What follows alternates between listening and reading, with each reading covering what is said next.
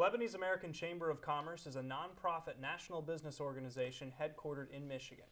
The Chamber works to support and promote Lebanese business and enterprise here in the United States. Welcome to Celebrate Michigan. I'm Christy Derry. And I'm Matt Beiser, and today we are going to be talking with someone who makes a big difference in the Lebanese American communities. And later we'll taste some traditional Lebanese cuisine from the Beirut Bakery in Redford. Now, he is a former Washington, D.C. press secretary and Capitol Hill advisor, and the president and CEO of the Lebanese American Chamber of Commerce. I'd like to welcome John Akhoury to Celebrate Michigan. Hey guys, thank you very much. I'm happy to be here, and what a great program. I've been wanting to come on and talk with you about some of the work that we do for a long time. So I'm honored to be here today and to have a chance to share with you some of the work that we do. So thank you. Great. Well, we can't wait to hear about it.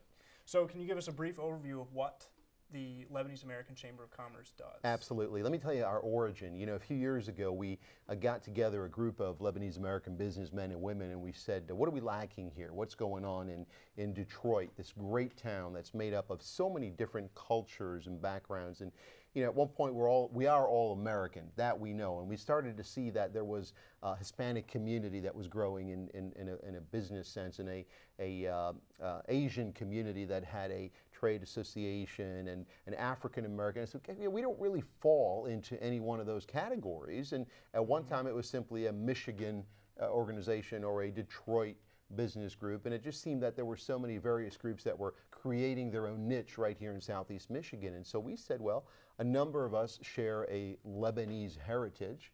Why don't we get together as a group and form a business and trade association whereby we can do business with one another and with the communities in the surrounding Metro Detroit area?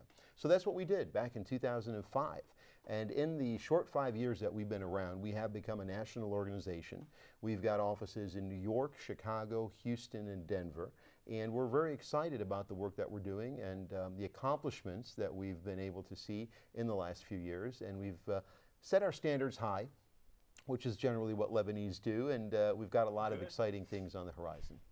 Now, a lot of people think, especially here in Michigan, that the biggest Arab population is in Dearborn, but that'd be a misconception. It's a misnomer. It is. There is a large hub of Arab Americans that reside in Dearborn and make up a good percentage of the population in the city of Dearborn.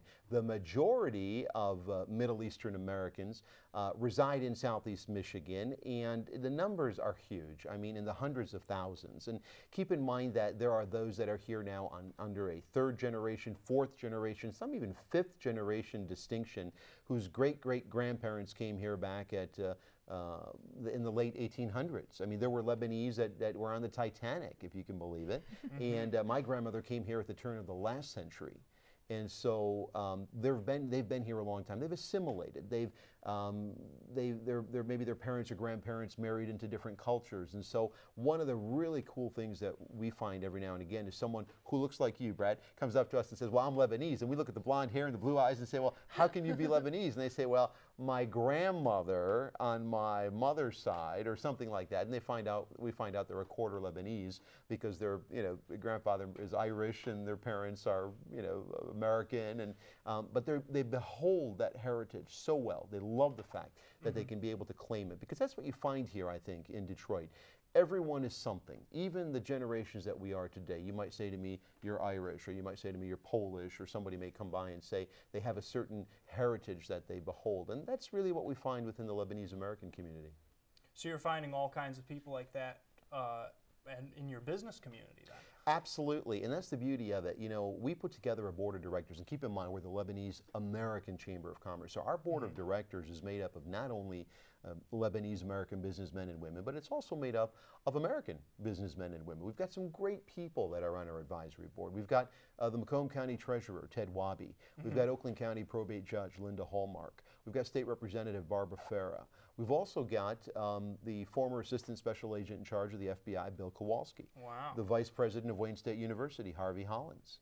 A number of folks that are active with us, and the good thing about it is that we are here to stay. We're not going anywhere, and we've got a great team of professionals both on our advisory board as well as on our leadership team who work day in and day out for the mission and the vision of our chamber.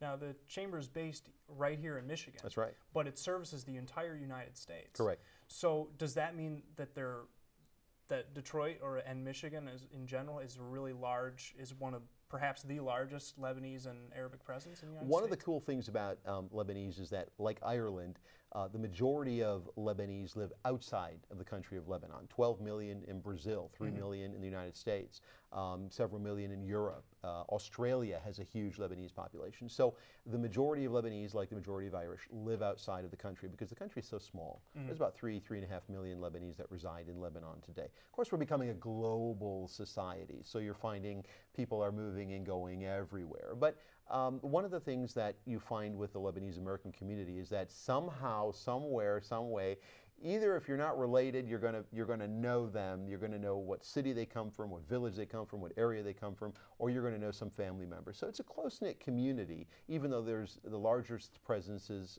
if that's correct, the largest presence you're gonna find are in Southern California, in the Los Angeles area, in Detroit, Southeast Michigan, but you're also gonna find a good number of folks in up and down the East Coast. Believe it or not, you're going to find them in Rhode Island, in Connecticut, in Massachusetts, in New York, in Washington, D.C. But in terms of population-wise, I would say the majority are going to be right here in Southeast Michigan. Wow.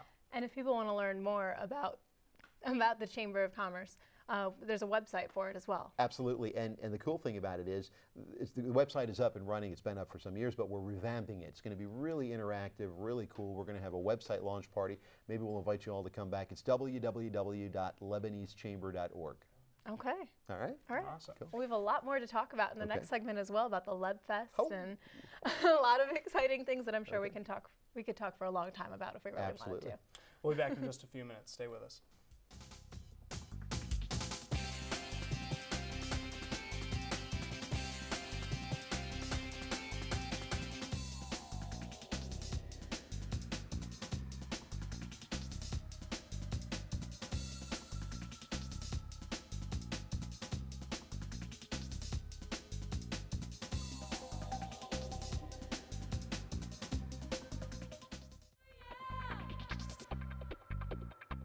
Welcome back to Celebrate Michigan. We are talking with John Akouri, who is the president and CEO of the Lebanese American Chamber of Commerce. John, we're really curious how your organization does what it does. You keep communities and businesses all over the United States connected, the whole Lebanese community. Can you explain just a little bit how the Chamber does that? With the advent of the internet, one of the things that we find is we can hold meetings online, teleconferences. We can do telephone conferences, text messaging, Facebook, email. There's so many ways to be connected today. People just don't have time. It seems like they've got everything else, but time is something they don't have. So when you have structured meetings and people got to come and you've got to have an opportunity to have an agenda and all that, things that are required and necessary, there are other ways today to do those things. And a lot of it is through the technology that we are currently availing ourselves to, courtesy of Microsoft and Windows and all the other things that are out there through the internet. And so I want to thank Al Gore for inventing, no, I'm just kidding. What I want to do is I want to say that we have great opportunities to do that with. And so we do, and we stay in touch not only in the United States, but in Lebanon. We have a presence in Tripoli, which is in the north of Lebanon, as well as in Beirut. And so we've got folks on the ground over there. Some of the things that we have planned to do is to take a business and civic delegation to Beirut to meet with the president and the prime minister and presidents of universities and business leaders throughout the country. So you see people at home taking interest in what's going on over there, staying connected? Oh, absolutely, absolutely. It's a vast interest. Everybody loves the United States. Everybody wants to come to America. Do they? Absolutely, absolutely, absolutely. Greatest nation on earth. And, there are some issues, obviously, with immigration and things that are going on now. But, America is the greatest land in the world. And so people do take a vested interest. And they especially in Lebanon, the Middle East, they love when they see Lebanese Americans, Middle Eastern Americans beholding their heritage and not forgetting from where they came from. And so that's important, But we have a Golden Cedars event. We had a presence there from Madonna University. We brought in Judge Janine Pirro, who's on Daytime the CW, 1-hour program, as well as the former U.S. ambassador to Bahrain, who was appointed by Ronald Reagan as the first Arab born in Lebanon, first Middle Eastern-born United States ambassador ever appointed by a sitting president, and that was Sam Zakhem. He's currently out in Denver. We honored him this year for all of his work. The Assistant Secretary of Homeland Security, Juliette Kayyem, she flew in from Washington and gave the keynote address. We have a lot of Lebanese Americans in places around the country.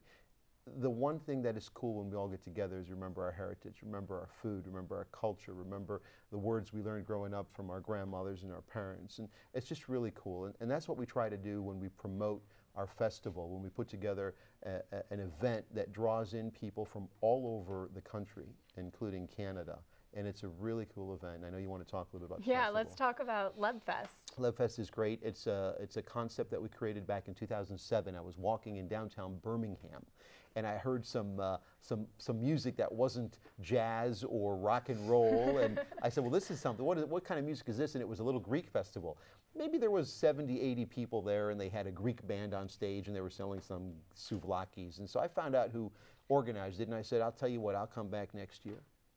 I'll fill this park with thousands of people. I'll get you a dozen belly dancers on stage. We'll be grilling shish kebab. They'll be smelling it all the way down in Ferndale. And they said, are you serious? I said, absolutely. So that's what we did. We came back to Birmingham the following year. We turn out 10,000 people that come annually to what we term as LebFest, which is basically the Lebanese festival. And we have performers that come in from all over the country. We have grand marshals, honorary chair. Last year, the lieutenant governor's wife, lieutenant governor of the state of Michigan, John Cherry, his wife is Pamela Ferris, Lebanese American. She was our wonderful honorary chairperson of last year's festival, as was Emmanuel Stewart, Tommy Hearns' trainer, who was our, so you don't have to be Lebanese to be involved in Lebanon. Everybody loves to be Lebanese culture and food and stuff. So it was a great turnout. It was a wonderful event.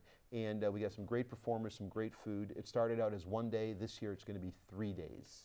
Oh, wow. Yeah. Nice. Wow. And it sounds like a great opportunity for local Lebanese businesses to Absolutely, make an appearance. absolutely. We've got restaurants that come in. As a matter of fact, one of the restaurants that's a partner with the Lebanese American Chamber of Commerce and was with us last year at LebFest is coming up in the segment after me, Beirut Bakery. And it's a great opportunity for them to come out and show their brand, show the people what they serve. It connects very well with the Lebanese American Chamber of Commerce. We're in the business of business. So putting on the festival, it gives them an opportunity to display who they are, to promote their brand, and to get their name out there. It's a great event. This year we're including rides for kids. We have a rock climbing wall. We have a lot of fun. We have comedians. We had a hypnotist last year. We have American bands, Arabic bands. It's really a lot of fun. It's really not just for the Lebanese, then. It's for everyone. Everyone is welcome to come. I mean, we see people from all over, young and old, from all over the country. The first year, Karen Newman of Detroit Red Wings fame sang the national anthem. The next year, Martha Reeves from Martha Reeves and the Vandellas, Motown legend, sang the national anthem. We get a lot of fun. It's a high-profile event, and we got people that turn out from all over the country. And what's the website? www.lebanesefestival.org. And it happens every year. Every year. July 23rd through 25th this year in downtown Northville. And how many years has that been happening? We've been doing it now since 2007. So you can find us on www.lebanesefestival.org, and every year we'll tell you when we're going to have it. We usually have it around the 3rd week of July. So you'll want to check the website from time to time, and it'll tell you exactly all that's happening. We put a schedule on there, put our sponsors on there. Everything that's taking place at the festival you can find at www.lebanesefestival.org. And just real quick, what are some things that are Lebanese that people who aren't Lebanese or don't have that heritage might not realize are actually Lebanese? Well, there's people, there's food, there's a lot of different things. I mean, Khalil Gibran, who is a poet, was born in Lebanon, came and lived in the United States and went back to Lebanon. An incredible poet that was quoted by President John F. Kennedy in his inaugural speech, is quoted still today. He's very well revered in the both American and Lebanese community. Jack Nasser, the CEO of Ford Motor Company, Lebanese. Wow. I mean, I could go on and on and on. Yusuf Ghaffari, former ambassador. Paul W. Smith, who you hear on WJR Radio every morning, AM 760, Lebanese American. We've got a lot of great and wonderful folks. Miss Michigan this year, Rima Faki, Lebanese American. So they're everywhere. Wow. Terrific. Well, we're going to take a short break. When we return, we'll get a taste of Lebanon with the folks from the Beirut Bakery. Stay tuned. Thank you so much, Tom.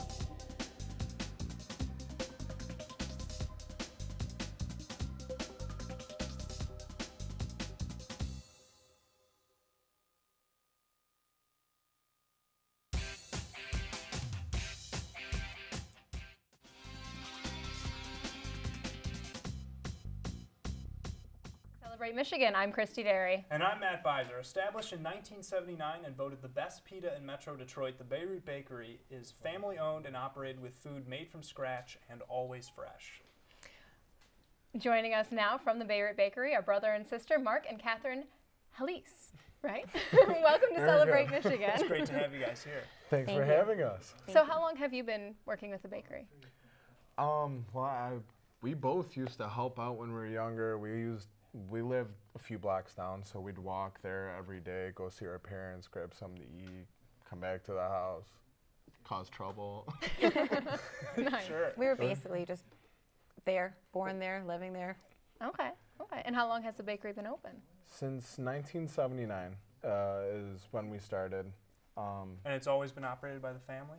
Always operated by the family. Everybody took their own part. My father went off and did the pastries, and he'd also do deliveries. And my mother and a couple other aunts would help out with the kitchen. A couple other people would help out with the bakery. Everybody took their own part, and together we're able to put everything together. Everything just sort of worked out. And how have you seen the business grow or change since 1979? Or what have you seen? At that time, it was much different. There was a lot more bread making.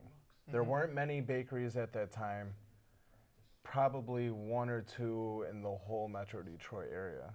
Okay. Now, if you take a cruise down Dearborn, you're going to find one on every corner, two on every corner. But we've still kept the same recipes, same basic ways of making our food. Everything stayed the same. And we've moved on to different foods. We're making tabbouleh and hummus and everything else now, instead of just doing the bakery part. Oh, well, we actually have some footage, a little video clip here of your bakery. I'd love to take a look at that. So this is the outside of it? Oh, yeah. Okay, can you tell us what's happening as we go? Well, we're packing some food. That's my mom and her employees, and they're packing up some, right now she's rolling grape leaves. Okay, Wow. and what is she rolling in it? She is rolling some rice, parsley, tomato, onion, different spices, and she's rolling it in a large leaf, and that's me mixing the meat that's going to get stuffed in the meat pies. Okay. And my mom's putting some different spices in there, salt, pepper. And Oh, I'm that's good. hiding in the back. Didn't want to be on camera. Okay, well, can we go over some of the food that we have here in front of Yeah, us? we brought some grape leaves, vegetarian, and we brought some hummus. The hummus that we brought is it's got a very balanced flavor, nice lemony kick off the end, where the vegetarian grape leaves have a little bit more than what is traditionally seen. We put a lot of beans and different things in there. It adds nice texture and flavor to it. And what is unique about the food that your bakery makes versus other bakeries? Well, the uniqueness really comes down to how it's done. Everything is done by hand from scratch with the freshest ingredients. Each area of Lebanon has their own flavors of different spices and mixtures that they like to use. And ours, a little different. We've taken from a lot of other family members, things that we've liked, things that we've kind of put together and made our own. Okay. Right. Now, we heard that all of your food is made fresh. That's correct. Where do you get your ingredients from? Is some of it brought from back home maybe, or is it around here? The dry ingredients are brought from back home. Wow. Yeah. We have It's a family lot of members fun. that will go back and just stuff their whole suitcase full of fresh mint wow. and just good stuff, and then ship it over here, and The that's what sumac. we use. So it's the real Okay. thing then. It's Yeah. the real stuff. The sumac is brought back over there, and over here, you can imagine it'd be a lot higher cost on top of it not being as good. Over there, you know, a lot of the people in the area, they have the land, and it's just great ingredients. It's made for that weather. So tell us about your tabbouleh. Our tabbouleh. My tabbouleh.